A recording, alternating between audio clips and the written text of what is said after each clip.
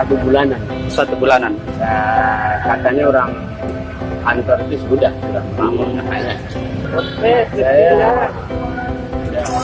pastinya dari yang mana yang benar ya. Cuman saya dengar katanya Dari Indihome. Dari Indihome ya Pak. Petugas-petugas yang datang untuk melakukan pembenahan Pak. belum. Jadi selama 1 bulan ini kondisinya seperti itu terus ya Pak. Iya. Bagaimana pengendara? Apakah pernah mendengar keluhan dari pengendara atau bagaimana? Ya ada sih beberapa orang yang bilang juga perbaiki.